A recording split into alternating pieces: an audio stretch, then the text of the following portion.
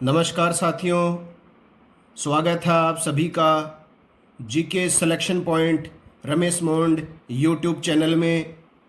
आज मैं आपके बीच इंडियन हिस्ट्री, भारतीय इतिहास का अति महत्वपूर्ण टॉपिक लेकर आया हूं, जिसका नाम है भारत में सामाजिक सुधार आंदोलन, या अपन बोल सकते हैं भारत में पुनर्जागरण। साथियों, आप किसी भी इंडिया लेवल की या स्टेट लेवल की परीक्षा की तैयारी कर रहे हैं तो ये जो टॉपिक है ये सभी परीक्षाओं के लिए महत्वपूर्ण है। चाहे आईएएस हो, आरएएस, चाहे आप टीचर भर्ती first grade, second grade, third grade writ की तैयारी कर रहे हो, चाहे पटवारी की कर रहे हो, या फिर Rajasthan police, Delhi police, railway, SSC, CPO, सभी परीक्षाओं में ये अध्याय जो है वो सिलेबस में आता है। तो भारत में सामाजिक सुधार आंदोलन या भारत में पुनर्जागरण, इसका भाग 1 लेकर मैं आपके आगे आया हूं आज। और इसके अंतर्गत आज अपन बात करेंगे राजा राम मोहन राय तथा ब्रह्म समाज के बारे में। अगर जानकारियां अच्छी लगें तो चैनल को अधिक से अधिक लाइक करें, शेयर करें, और यदि आप इस चैनल पर नए हैं तो चैनल को सब्सक्राइब करें और बेल आइकन को दबाएं, ताकि मेरे द्वारा प्रदर्शित किए जाने वाले अगले वीडियो के नोटिफिकेशन आप तक सबसे पहले पहुंच सकें। तो शुरुआत करते हैं भाग 1, जिसमें अपन बात करेंगे राजा राम मोहन राय तथा ब्रह्म समाज की। तो इसमें देखिए साथियों, राजा राम मोहन राय आधुनिक भारत के प्रथम समाज सुधारक थे।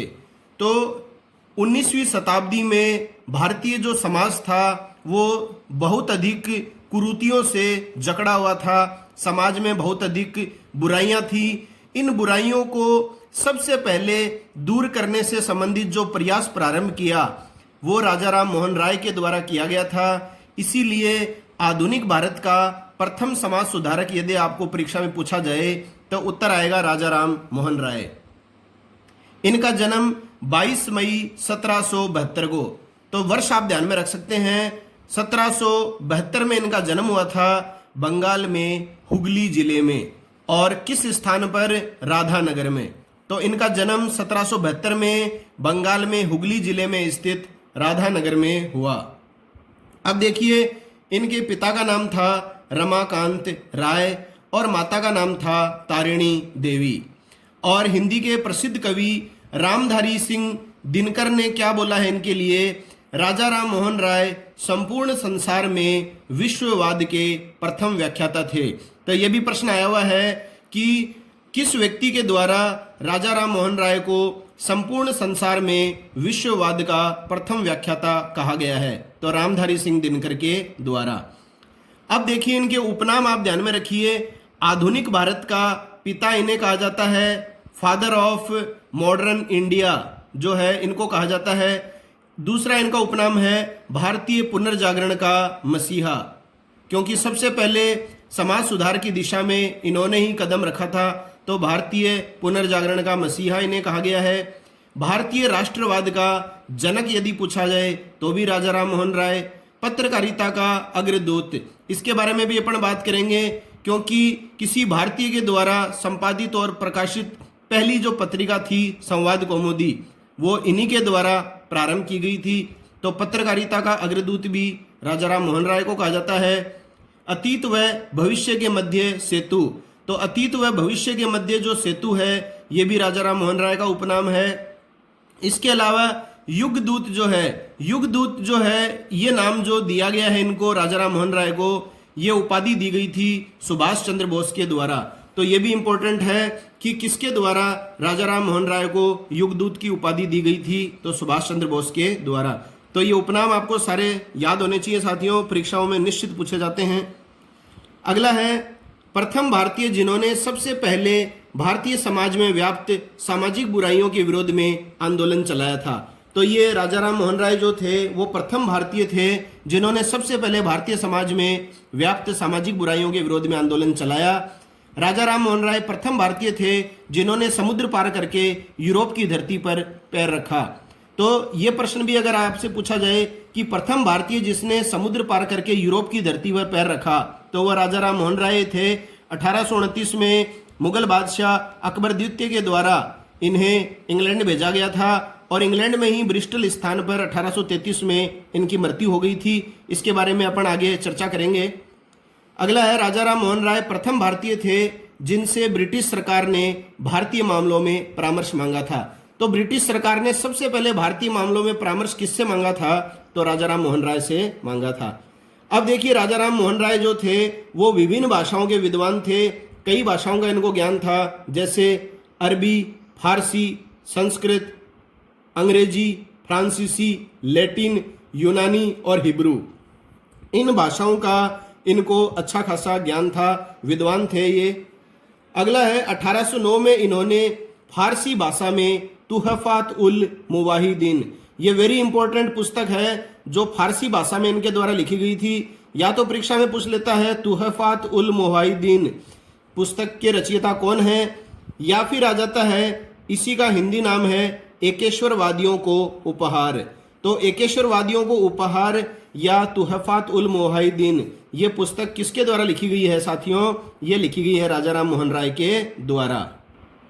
तो जिस प्रकार से 1809 में फारसी भाषा में इन्होंने तुहफात उल मुवाहिदीन या एकेश्वरवादियों को उपहार पुस्तक का प्रकाशन किया, उसी तरह से 1820 में जो है इन्होंने एक और पुस्तक प्रकाशित की जिसका नाम है ईशा के नीति वचन। या तो देखिए साथियों केवल ये आ जाता है ईशा के नीति वचन, शांति और खुशहाली, या फिर इसका अंग्रेजी नाम भी दे देता है प्रेसेप्ट्स ऑफ जीसस। तो इनकी पुस्तकें जो मैं आपको बता रहा हूं ये मोस्ट इंपॉर्टेंट है। जो अखबार इन्होंने चलाए वो भी वेरी इंपॉर्टेंट है, और जो संस्थाएं इनके द्वारा स्थापित की गई वो भी परीक्षाओं में आती हैं। तो बात अभी पुस्तकों की चल रही है, तो एक अपन ने पढ़ी लिया था तुहफात उल मुवाहिदीन, और एक हो गई ईशा के नीति वचन, शांति और खुशहाली, जिसका अंग्रेजी नाम है प्रेसेप्ट्स ऑफ जीसस। इसके अलावा इन्होंने 1822 में एक पुस्तक की रचना और की थी, हिंदू उत्तराधिकार नियम। तो ये भी आप ध्यान में रखिए, हिंदू उत्तराधिकार नियम जो है ये पुस्तक भी राजा राम मोहन राय की है। 1822 में ही मेराथुल अखबार जो है जिसका दूसरा नाम है बुद्धि दर्पण, इस पुस्तक की रचना भी राजा राम मोहन राय के द्वारा की गई थी फारसी भाषा में। तो ये भी काफी इंपॉर्टेंट है। मेराथुल अखबार किसकी रचना है? तो ये राजा राम मोहन राय की रचना है, और इसका दूसरा नाम क्या है? बुद्धि दर्पण। अब देखिए 1815 में राजा राम मोहन राय ने जो है एक संस्था स्थापित की थी, आत्मीय सभा। ये जो आत्मीय जो सभा थी ये पूछा जाता है, तो राजा राम मोहन राय के द्वारा स्थापित की गई आत्मीय सभा थी, 1815 में स्थापित की गई थी। और क्यों स्थापित की गई थी साथियों आत्मीय सभा? हिंदू धर्म के एकेश्वरवादी मत का प्रचार करने हेतु। तो एकेश्वरवादी विचारधारा से प्रभावित थे राजा राम मोहन राय, और हिंदू धर्म के एकेश्वरवादी मत के प्रचार हेतु इन्होंने आत्मीय सभा की स्थापना की थी। और 1825 में बंगाल में वेदांत कॉलेज की स्थापना की। तो वेदों में भी ये विश्वास रखते थे, साथ ही पाश्चात्य शिक्षा में भी ये विश्वास रखते थे। तो वेदांत कॉलेज की स्थापना बंगाल में इन्होंने की थी 1825 में।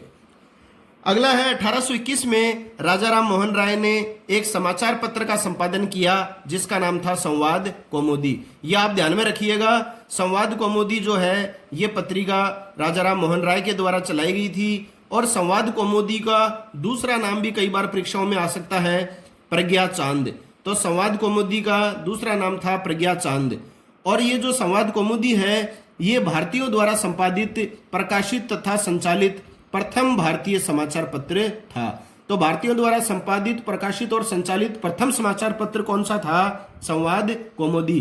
कौन सी भाषा में प्रकाशित था ये? बंगाली भाषा में।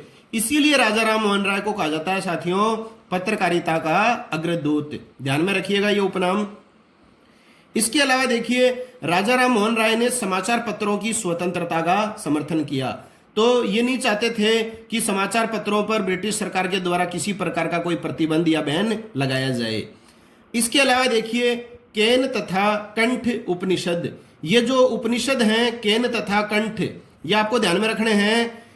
इनमें इनका जो है अंग्रेजी में जो अनुवाद है वो राजा राम मोहन राय के द्वारा किया गया था।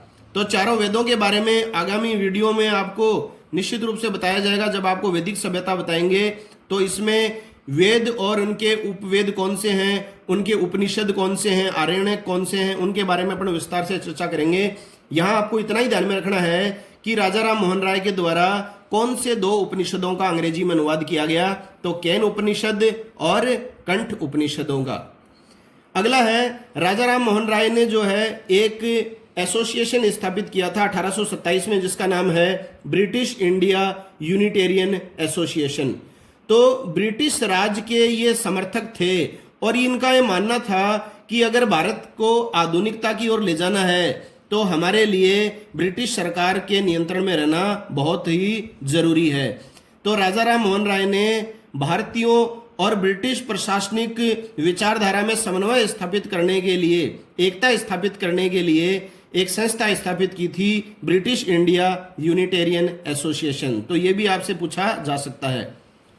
अगला देखिए, 1823 में राजा राम मोहन राय ने governor general Amherst, governor general जो थे एम हसर्ट को इन्होंने पत्र लिखा था। इस पत्र में देखिए इन्होंने अपनी क्या इच्छा व्यक्त की थी, यदि अंग्रेजी संसद की यह इच्छा है कि भारत अंधकार में रहे तो संस्कृत शिक्षा से उत्तम कुछ नहीं हो सकता। तो इससे ये बात साबित हो रही है कि ये संस्कृत शिक्षा के समर्थक नहीं थे। तो इन्होंने एम हसर्ट को जो पत्र लिखा उसमें क्या लिखा, यदि अंग्रेज संसद की ये इच्छा है कि भारत क्या रहे, हमेशा अंधकार में रहे, तो संस्कृत शिक्षा से उत्तम कुछ नहीं हो सकता। अब देखिए साथियों, हिंदू कॉलेज, इसके बारे में निश्चित रूप से प्रश्न पूछा जाता है। राजा राम मोहन राय ने जो है वो 20 जनवरी 1817, मोस्टली तो क्या आता है केवल वर्ष ही पूछा जाता है। अब मैं तिथि सहित आपको बता रहा हूं, वर्ष आपको ध्यान में रखना, 1817। राजा राम मोहन राय ने 1817 में जो है कलकत्ता में एक हिंदू कॉलेज की स्थापना की थी।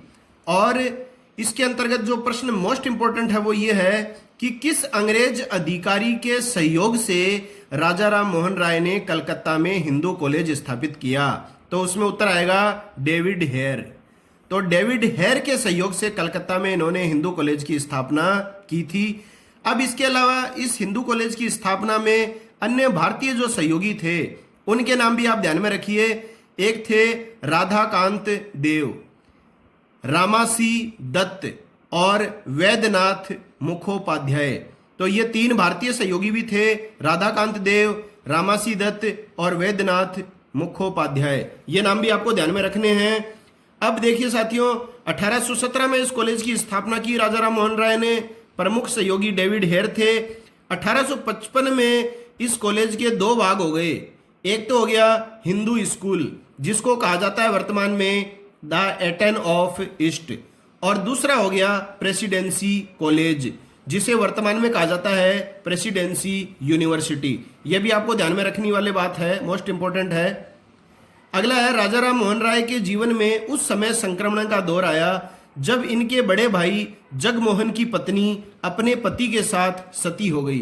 तो अब तक जो है इन्होंने जो है विशेष समाज सुधार का कोई कार्य नहीं प्रारंभ किया था। हालांकि ये बहुत ही दुखदायी स्थिति में रहते थे कि समाज में जो है इतनी कुरीतियां क्यों हैं, लेकिन वो कहते हैं ना, जब इंसान पर खुद पर बीतती है तो उसे समझ में आता है दर्द और दुख का। तो ऐसा ही हुआ कि इनके जीवन में बहुत बड़ा संक्रमण का दौर कब आया, जब इनके जो बड़े भाई थे जिनका नाम था जगमोहन, उनकी मृत्यु के साथ ही उनकी जो पत्नी थी राजा राम मोहन राय की भाभी, वो भी क्या हो गई, सती हो गई। तो इसके बाद में इन्होंने जो है एक संस्था स्थापित की इस सती प्रथा को हमेशा के लिए भारत से या विश्व से समाप्त करने के लिए, समाज से ये प्रथा पूरी तरह समाप्त करने हेतु इन्होंने संस्था स्थापित की जिसका नाम था ब्रह्म समाज, और इसमें इन्हें पूर्णतया सफलता भी मिली। तो अपन बात करेंगे अब ब्रह्म समाज की। तो 20 अगस्त 1828, ये तारीख आपको पूरी याद होनी चाहिए साथियों, बाई चांस हो सकता है वर्ष भी पूछ ले या पूरी तारीख आ जाए। तो 20 अगस्त 1828 को राजा राम मोहन राय ने ब्रह्म समाज की स्थापना की थी। और इस ब्रह्म समाज की स्थापना जो की थी उसका उद्देश्य क्या था, उद्देश्य आप ध्यान में रखिए। सबसे प्रमुख उद्देश्य यही था सती प्रथा का उन्मूलन करना, समाज से सती प्रथा नामक बुराई को हमेशा के लिए मिटा देना। दूसरा उद्देश्य था एकेश्वरवाद की उपासना, एक ही ईश्वर की उपासना। तीसरा था मूर्ति पूजा का विरोध करना, तो मूर्ति पूजा के ये समर्थक नहीं थे। इन्होंने शिक्षा दी है मूर्ति पूजा का विरोध करने के संदर्भ में। एक पुरोहितवाद का विरोध करना, यह इस समाज का उद्देश्य था, और एक था ब्रह्म समाज की स्थापना का उद्देश्य अवतारवाद का खंडन करना। अब देखिए साथियों, ये जो अगला बिंदु है ये और भी इंपॉर्टेंट है। इस समय गवर्नर जनरल जो थे भारत के, जब इन्होंने ब्रह्म समाज की स्थापना की थी, उस समय थे लॉर्ड विलियम बेंटिक। तो लॉर्ड विलियम बेंटिक ने 4 दिसंबर 1829, ये वर्ष आपको ध्यान में रखना है, 4 दिसंबर 1829 को सती प्रथा को गैर कानूनी घोषित कर दिया। और सती प्रथा निवारण धारा 17, यह भी परीक्षाओं में आता है, कौन सी धारा के तहत सती प्रथा को गैर कानूनी घोषित किया गया। तो धारा 17, सती प्रथा निवारण की धारा 17 के तहत सती प्रथा को क्या घोषित किया अंग्रेजी सरकार ने, गैर कानूनी।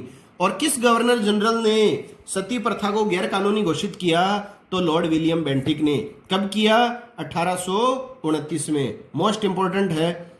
अब देखिए साथियों, थोड़ी सी नोट करने वाली बात है। मोस्टली तो यही प्रश्न आता है कि ब्रह्म समाज की स्थापना कब हुई, और अपन बता देते हैं 20 अगस्त 1828। तो इसमें एक छोटी सी एक बात आपको विशेष ध्यान में रखनी है। कई बार इस तरह का जैसे प्रश्न आ जाए आपकी परीक्षा में, तो क्या होगा, अगर पूछा जाए ब्रह्म समाज की नींव कब पड़ी, तो नींव आपको पता है 20 अगस्त 1828 को पड़ी थी। इनकी स्थापना हुई थी बंगाल में। और ब्रह्म समाज की विधिवत जो स्थापना हुई, अगर आपसे पूछ लिया जाए विधिवत स्थापना, तो विधिवत स्थापना हुई थी 23 जनवरी 1830 को। अब देखिए राजा राम मोहन राय ने कौन सी कुरीतियों का विरोध किया, कौन सी बुराइयों का विरोध किया, किसका समर्थन किया, तो ये आपको जानना बहुत जरूरी है। ऑप्शंस में आता है, 4 आपको दे देता है इस तरह से, जैसे सती प्रथा, शिशु हत्या, बहुपत्नी प्रथा, विधवा विवाह। तो पूछ लेगा किसका विरोध नहीं किया, तो विधवा विवाह का विरोध इन्होंने नहीं किया था। तो देखिए किस किस का विरोध किया, हिंदू समाज की कुरीतियों, सती प्रथा, शिशु हत्या, अशिक्षा, बहुपत्नी प्रथा, बाल विवाह, जातिवाद, इनका जो है राजा राम मोहन राय ने विरोध किया था। और विधवा विवाह का इन्होंने साथियों समर्थन किया कि विधवा स्त्री को भी दोबारा विवाह करके अपना जीवन जीने का अधिकार होना चाहिए। तो विधवा विवाह का विरोध नहीं किया इन्होंने, समर्थन किया। अब देखिए इसके अलावा ब्रह्म समाज के उद्देश्य अपन पढ़ चुके हैं, तो इसमें संक्षिप्त रूप से और भी आप एक बात ध्यान में रख सकते हैं। हिंदू धर्म की बुराइयों को दूर करने के लिए ब्रह्म समाज की स्थापना हुई थी। सभी धर्मों में आपसी एकता स्थापित हो, इसलिए ब्रह्म समाज की स्थापना हुई। और एक ईसाई धर्म का भारत में जो बढ़ता हुआ प्रभाव था, उसको रोकने के लिए राजा राम मोहन राय ने इस समाज की स्थापना की थी। अब देखिए 2 समाचार पत्र हैं, समाचार दर्पण तथा बंगदूत। ये जो 2 समाचार पत्र हैं, ये आपसे कब पूछे जाएंगे, जब आ जाए कि वो कौन से अखबार थे जिन्होंने राजा राम मोहन राय द्वारा किए जा रहे सती प्रथा के विरोध का समर्थन किया। तो राजा राम मोहन राय के द्वारा सती प्रथा का विरोध किया गया था। इस विरोध का समर्थन करने वाले समाचार पत्र कौन से थे, तो वो थे समाचार दर्पण और बंगदूत। अब देखिए भारत की स्वतंत्रता के बारे में राजा राम मोहन राय का क्या मत था। देखिए साथियों, सुनिए आप इनका कथन। भारत की स्वतंत्रता के बारे में राजा राम मोहन राय का मत था कि भारत को तुरंत, मतलब शीघ्र ही स्वतंत्र न कर प्रशासन में हिस्सेदारी देनी चाहिए। मतलब भारत को तुरंत स्वतंत्र मत करो, भारतीयों को ब्रिटिश प्रशासन में हिस्सेदारी मिलनी चाहिए। इस प्रकार एक तरह से ये ब्रिटिश शासन के समर्थक थे। तो वर्तमान उस परिस्थितियों में इनका ये जो नजरिया है साथियों, ये गलत भी नहीं है, क्योंकि अंग्रेजों ने समाज में कोई कुरीति नहीं फैलाई थी और इन्होंने उस समय जो है ब्रिटिश सरकार के द्वारा जो भी आधुनिक कार्य किए जा रहे थे उन सब का समर्थन किया था। अब अगला है मोस्ट इंपोर्टेंट वर्ष 1829। 1829 में मुगल बादशाह थे अकबर द्वितीय। अकबर द्वितीय ने राजा राम मोहन राय को राजा की उपाधि प्रदान की। तो ये प्रश्न आता है कि राजा राम मोहन राय को राजा की उपाधि किसने प्रदान की, तो वो अकबर द्वितीय ने की थी। तो इनका जो नाम है वो राम मोहन राय है, ये उपाधि है राजा की जो पहले लगती है। आपको थोड़ा अजीब सा लगता होगा राम मोहन राय सुनते हो तो, क्योंकि हम आदी हो चुके हैं राजा राम मोहन राय नाम सुनने के। तो ये राजा की उपाधि किसने दी साथियों? मुगल बादशाह अकबर द्वितीय ने। तो किसी न किसी लालचवश में इन्हें राजा की उपाधि दी गई। तो ये कौन सा काम अकबर द्वितीय इनसे निकलवाना चाह रहे थे कि इनको ये उपाधि देनी पड़ी? तो देखिए, अकबर द्वितीय ने इन्हें अपना जो है वो दूत बनाकर जो है तत्कालीन ब्रिटिश सम्राट विलियम चतुर्थ के दरबार में इंग्लैंड भेजा था। और क्या कहा था कि आप जाइए इंग्लैंड और वहां के सम्राट विलियम चतुर्थ के सामने मेरी पेंशन बढ़ाने के संबंध में बातचीत कीजिए। तो पेंशन बढ़ाने के संबंध में वार्तालाप करने हेतु अकबर द्वितीय ने इन्हें इंग्लैंड के सम्राट विलियम चतुर्थ के दरबार में भेजा था। अच्छी तरह याद रखिएगा इस तथ्य को। इंग्लैंड में ब्रिस्टल स्थान पर ही 27 सितंबर 1833 वर्ष आप ध्यान में रखिए, 1833 को राजा राम मोहन राय की मृत्यु हो गई। और आर्मोस वेल, ये कब्रिस्तान का नाम है, आर्मोस वेल कब्रिस्तान में इन्हें दफनाया गया था। तो साथियों, यूरोप की यात्रा करने वाले पहले भारतीय कौन थे? तो वो थे राजा राम मोहन राय। अगला है, राजा राम मोहन राय की मृत्यु के पश्चात ब्रह्म समाज की गतिविधियों का संचालन कुछ समय तक महर्षि द्वारिकानाथ टैगोर तथा पंडित रामचंद्र विद्यावागीश के हाथों में रहा था। तो अपना जो ये टॉपिक है ये राजा राम मोहन राय और ब्रह्म समाज से संबंधित है। तो साथियों, राजा राम मोहन राय की मृत्यु होते ही ये जो ब्रह्म समाज संस्था है ये समाप्त नहीं हुई है। इनकी मृत्यु के बाद में जो है ब्रह्म समाज की गतिविधियों का संचालन 2 व्यक्तियों के हाथों में रहा। तो आप क्या बताएंगे, कौन थे वो 2 व्यक्ति? एक तो द्वारिकानाथ टैगोर और एक पंडित रामचंद्र विद्यावागीश। ध्यान रखिएगा, मोस्ट इंपॉर्टेंट है।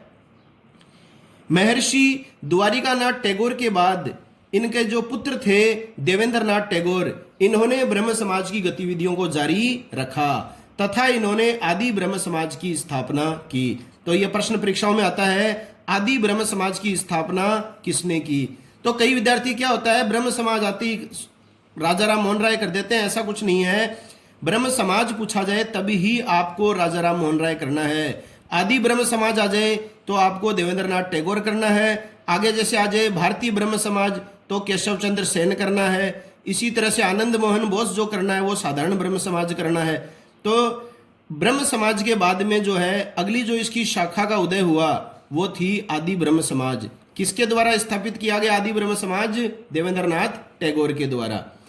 अब देखिए, देवेंद्रनाथ टैगोर ने कलकत्ता में तत्वरंजिनी सभा की स्थापना की, जो आगे चलकर तत्वबोधिनी सभा के नाम से प्रसिद्ध हुई।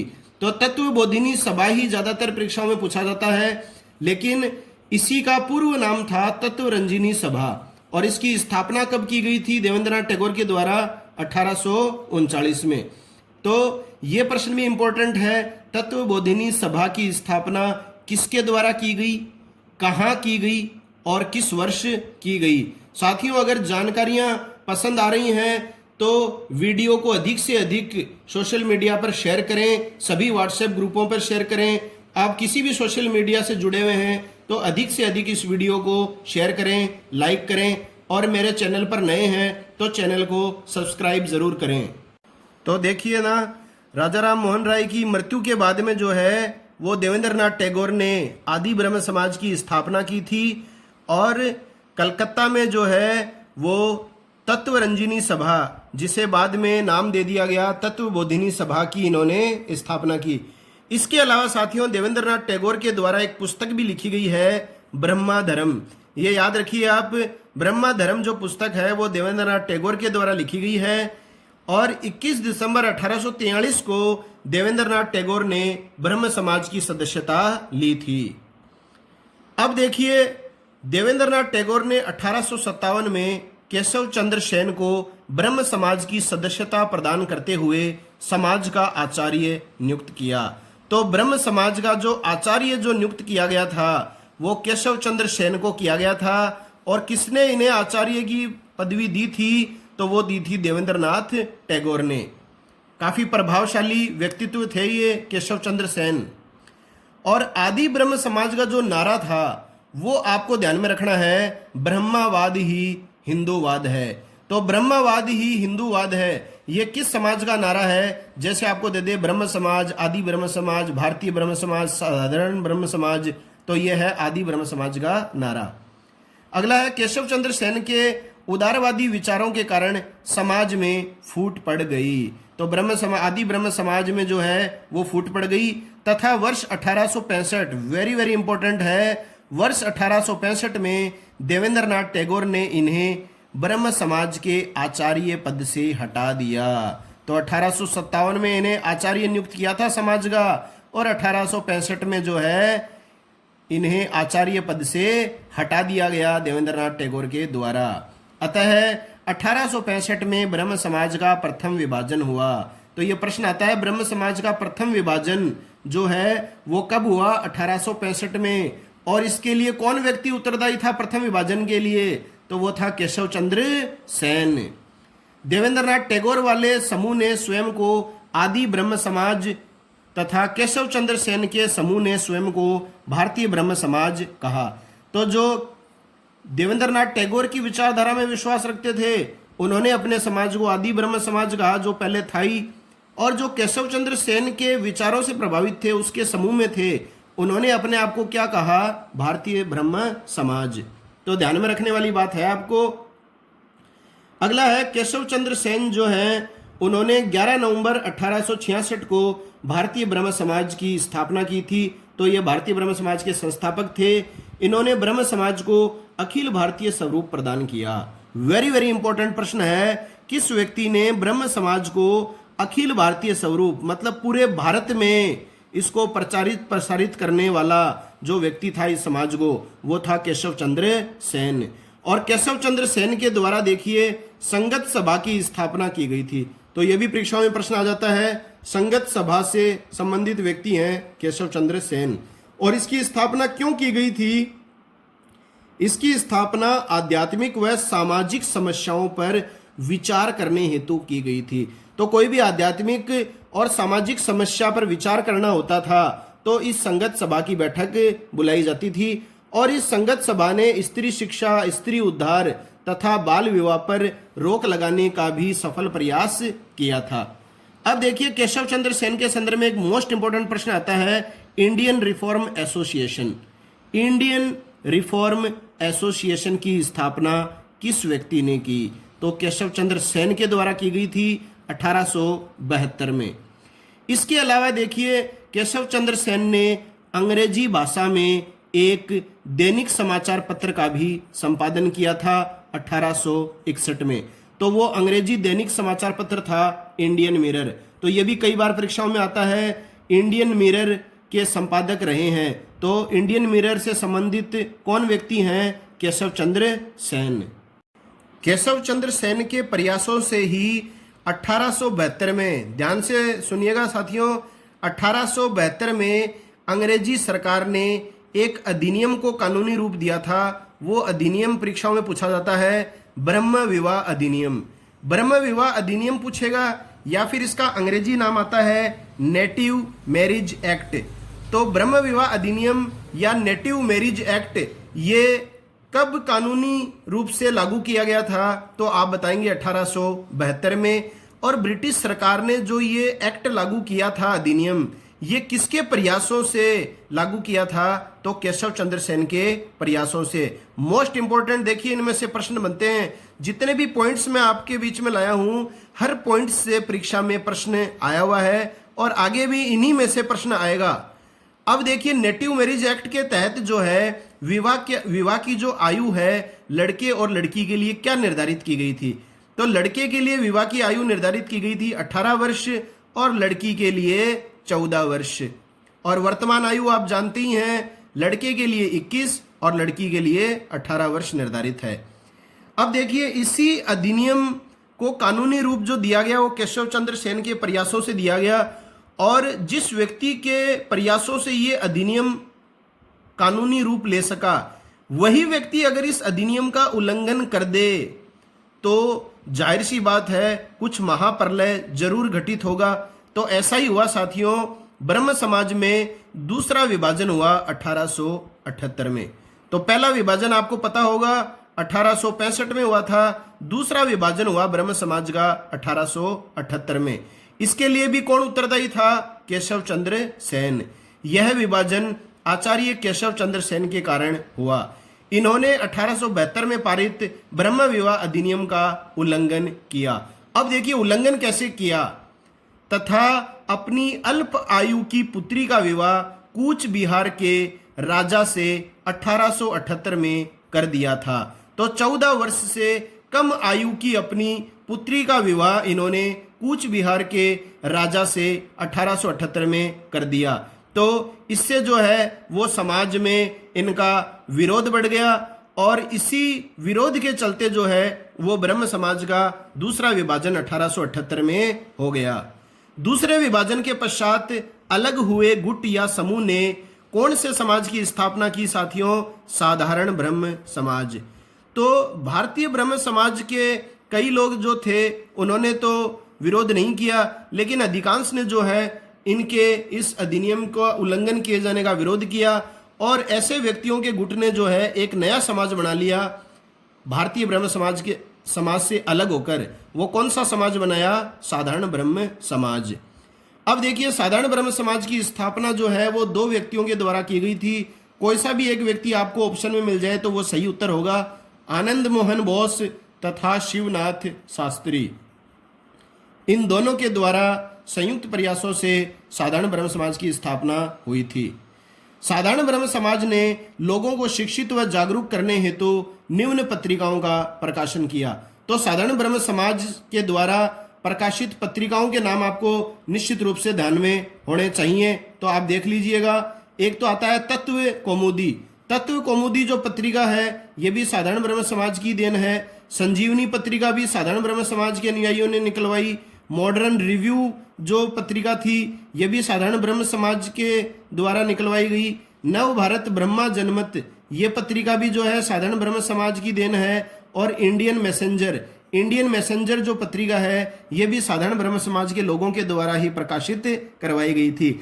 लेकिन अगर आपसे इंडियन मिरर पूछ ले तो ये भारतीय ब्रह्म समाज के संस्थापक केशव चंद्र सेन के द्वारा प्रकाशित की गई थी। अगर आपको संवाद कौमुदी पूछ ले तो ये ब्रह्म समाज की पत्रिका थी।